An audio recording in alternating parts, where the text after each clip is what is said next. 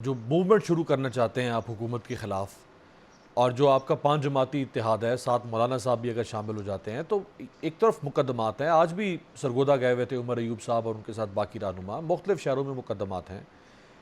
حکومت نے تو آپ کو مقدمات میں الجھا رکھا ہے، آپ حکومت کے خلاف اپوزیشن کیسے کر سکتے ہیں؟ دیکھیے حکومت معذرت کے ساتھ بالکل فارغ ہے، یہ فارم 47 والی ہے، یہ لوگ چائنا سے ہو کے آئے ہیں، کیا ہاتھ میں لے کے آئے ہیں؟ یہ لوگ صرف ٹک ٹاک کر سکتے ہیں and I genuinely feel sorry for them۔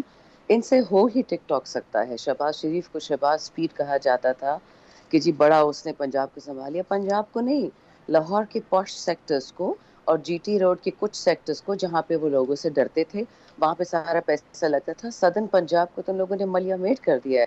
آپ کبھی جائیں وہاڑی، لیا، برے والا، آپ کو پتہ چل جائے کہ ساؤتھ پنجاب میں حالات کیا ہیں لوگوں کی۔ ایسے ہی اسموک اینڈ میررز کھیلتے رہتے، ڈزنٹ میٹر، بھائی پی ایم تھا، پیسے دے رہا تھا، سی ایم کو سسٹین کر رہا تھا۔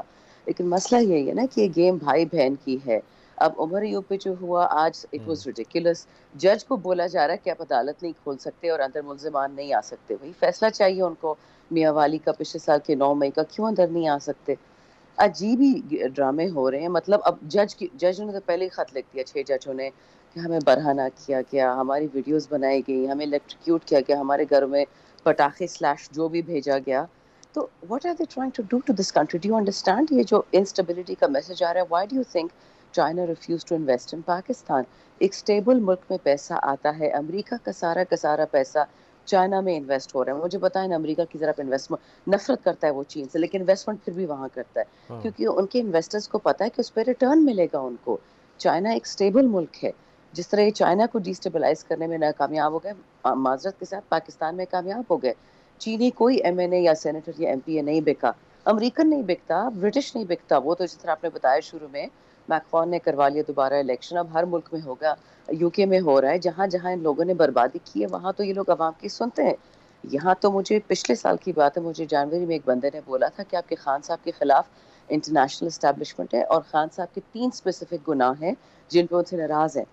وہ 3 اسپیسیفک گناہ تو میں آپ کو بتاتی ہوں، لیکن جب میں نے پوچھا کہ واٹ اباؤٹ دی عوام، کیا عوام کی آواز ضروری نہیں ہے؟ کہتے ہیں نہیں، انٹرنیشنل اسٹیبلشمنٹ کو پاکستانی عوام کیڑے مکوڑے لگتے ہیں، یو ڈونٹ میٹر۔ میں نے کہا سر یہ تو آپ کہہ رہے ہیں نا، آپ وقت کے ساتھ دیکھیں گے کہ یہی کیڑے مکوڑے جو آپ کو سمجھتے ہیں یہ بیج ہیں، یہ آپ ان کو زمین میں ٹھوستے، ان کو زندہ دفن کرتے، یہ درخت نکل کے آپ کو، برگد کا درخت جو سرگودا کا ہے وہ نکل کے آتے، آپ کو پتہ چلے گا۔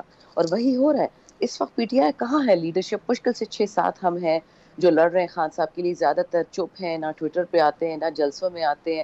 آپ مجھے گن کے بتا دیں یہ جو طریقے تحفظ آئین کے ایم این ایز ہیں، وہ تو مشکل سے 3-4 پی ٹی آئی کے ہوتے ہیں۔